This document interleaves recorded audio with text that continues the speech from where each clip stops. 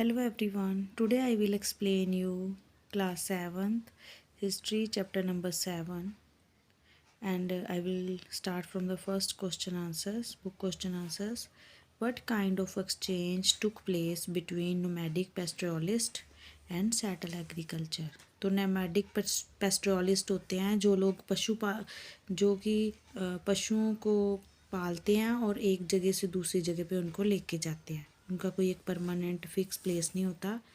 और settle agriculture होते हैं जो कि एक जगह पे सेटल होके खेती बाड़ी का काम करते हैं। तो ये लोग एक्सचेंज करते थे। The following kind of exchange took place between nomadic pastoralist and settle agriculturist. So first है they exchange milk other pastoral product such as wool, ghee etcetera.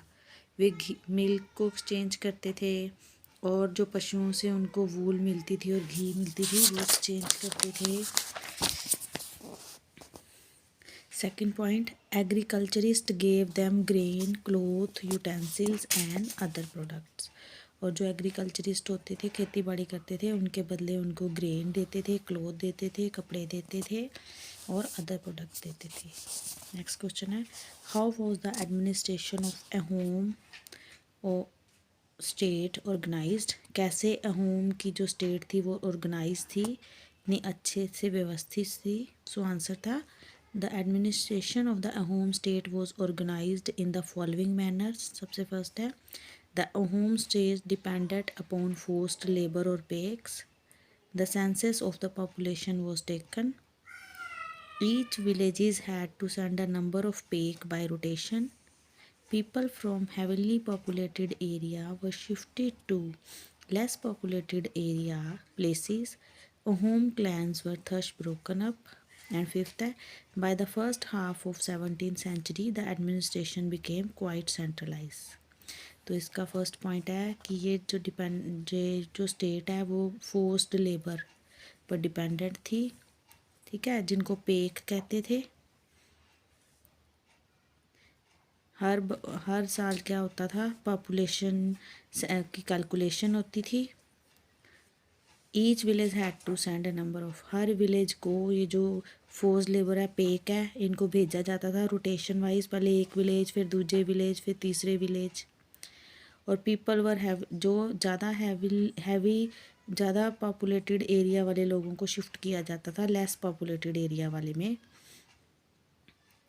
इसलिए उस टाइम पे जो अहोम के कबीले थे वो ख़त्म हो गए थे।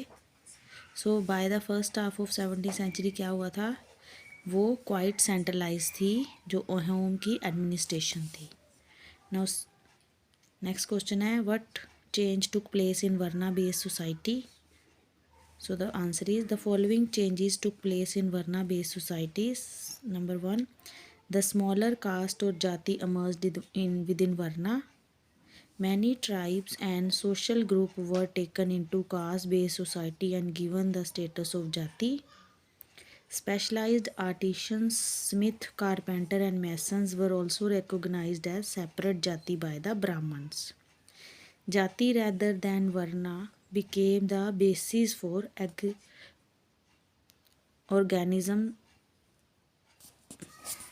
organizing the society. Among the Kshatriya, now Rajput clan became powerful by the 11th and 12th century. So कुछ फॉलोइंग चेंज हुए थे वर्ना बेस्ड सोसाइटी में। अभी जो छोटी छोटी कास्ट थी वो जातियों में अमर्ज हो गई थी अपने वर्ण के अंदर। जो कई ट्राइबल कबीले थे वो कास्ट बेस्ड सोसाइटी में चेंज हो गए हुए थे, अपनी अपनी कास्ट में वो मतलब डिवाइड हो गए हुए थे, जिनको आगे जाति का स्टेटस दे दिया गया था।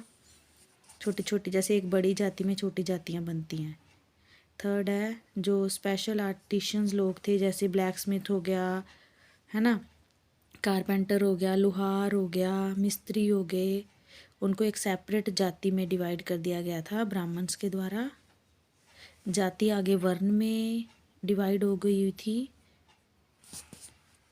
on the basis for organizing society like upper caste, lower caste और middle caste, lower caste.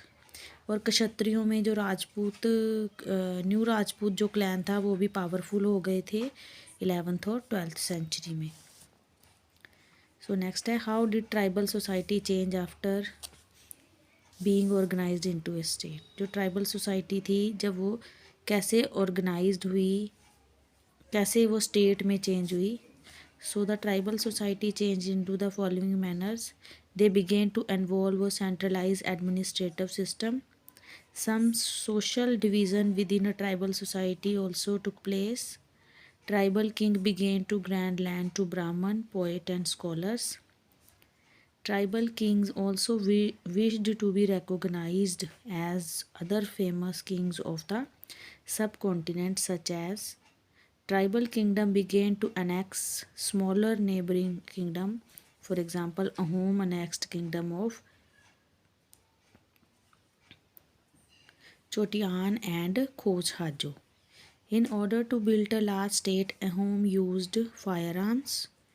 Literary development such as translation of Sanskrit works into local languages and writing history in Ahom language were also new development. So जो अहोम जो tribal society थी कई कारणों से वो change हो गई थी। उन्होंने एक सेंट्रलाइज एडमिनिस्ट्रेशन सिस्टम बना लिया हुआ था, उनका जो एडमिनिस्ट्रेशन सिस्टम था वो अच्छा कर लिया हुआ था उन्होंने। और कुछ सोशल डिवीज़न ट्राइबल सोसाइटी में भी हुए थे। पहले वो सोशल डिवीज़न नहीं थे, बाद में वो हो गए थे। ट्राइबल किंग्स जो थे अभी उन्होंने लैंड ग्रांट्स ब्राह्मण को देना शुरू कर दिया था, पोइट्स को, स्कॉलर्स को देना शुरू कर दिया था। जो ट्राइबल किंग्स थे उन्होंने अपने आप को राजपूत घोषित कर लिया था और वे एक फेमस किंग बन गए थे। अब ट्राइबल किंगडम में जो बड़े बड़े किंगडम थे उन्होंने छोटे छोटे जो स्टेट्स थी, रीजन थे, उनको अपने में अनेक्स करना शुरू कर दिया था, मिलाना शुरू कर दिया था। लास्ट स्टेट वो बन गई थी और इन्होंने फायर आर्म्स यूज़ करने, तोपें यूज़ कर दी थी जब वो युद्ध लड़ते थे। अब संस्कृत का जो वर्क था उनको लोकल लैंग्वेजेस में उन्होंने ट्रांसलेट करना शुरू कर दिया था। Now next is, were the Banjara important for the economy? And the answer is yes, the Banjara were important for the economy in the following ways. Banjara were trade nomads. Under Sultan Alauddin Khilji, Banjara used to transport the city market. According to Emperor Jahangir, Banjara carried grain on their bullocks from different areas and sold it in towns. Banjaras transport food grain from the Mughal army during military campaigning. So ये जो बंजारास थे इन्होंने एक economy के लिए, अर्थव्यवस्था के लिए काफ़ी अच्छा इन्होंने रोल प्ले किया हुआ है। ये ट्रेड नोमैड होते थे, ये व्यापारी होते थे जो एक जगह से दूसरी जगह पे जाते थे। और सुल्तान जो अलाउद्दीन खिलजी थे इनको अपना मतलब बंजारा इनको यूज़ करते थे सिटी में सामान को ट्रांसपोर्ट करने के लिए। अकॉर्डिंग टू एम्परर जहांगीर, जो बंजारा होते थे वो ग्रेन कैरिड करके लेके जाते थे अपने बैलगाड़ियों में डिफरेंट एरिया में, सिटीज़ में। बंजारा जो थे ट्रांसपोर्ट लेके जाते थे फूड ग्रेन्स को मुग़ल आर्मी में उनके मिलिट्री कैंपेनिंग के दौरान या किसी युद्ध के दौरान।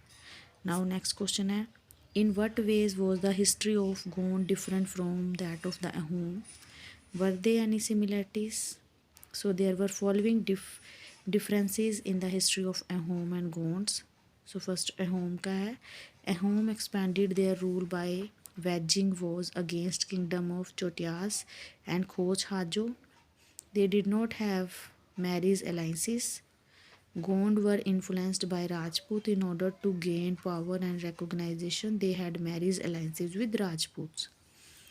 Ahom were migrant of Brahmaputra Valley from present-day Myanmar. Gonds were not migrant. The Ahom state was dependent upon the forced labor. Gond state was not dependent upon the forced labor. Fourth point है, Ahom introduced the new methods of rice cultivation. Gond did not introduce the new method of rice cultivation. Fifth point, under Ahom king Sib Singh Hinduism became a predominant religion. Gond society was further divided into unequal social classes. Sixth, Ahom society was more developed. Gond society was not as developed as Ahom. Gond practiced shifting cultivations. Were there any similarities?